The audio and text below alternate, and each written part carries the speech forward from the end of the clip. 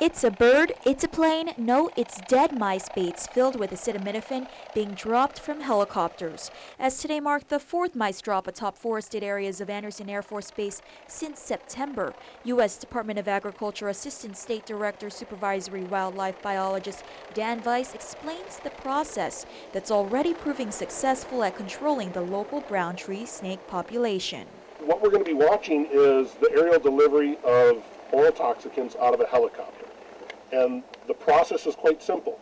The helicopter is going to make low altitude flights over the forest at relatively slow speeds. There are going to be certified pesticide applicators inside the helicopter delivering the baits out of the helicopter on a timed sequence. And today, 2,000 dead mice baits were dropped, each filled with 80 milligrams of acetaminophen attached to 2 pieces of cardboard and green tissue paper. The cardboard is heavier than tissue paper and it opens up in an inverted horseshoe.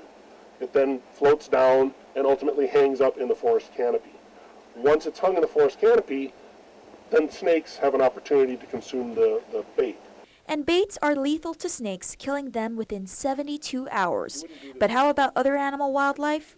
Weiss says a pig or a dog would have to consume at least 500 of the baits to receive a lethal dose. One reason acetaminophen is so effective for snakes is that it's very low toxicity to other organisms. Of all of the organisms in the forest that we would be concerned about, the monitor lizard, the iguana, is probably one that's potentially at risk. But because the baits are hung up in the forest canopy and not distributed on the floor, the monitors aren't going to encounter the baits with great frequency. The monitors regularly climb trees, but they tend not to feed in trees. If the project proves successful, Department of Agriculture Division of Aquatic and Wildlife Resources Chief Tino Uggan says he's excited to recover the island's lost bird population. Down the road, what do we look as far as DAWR? We want to recover species. That's what we're all about.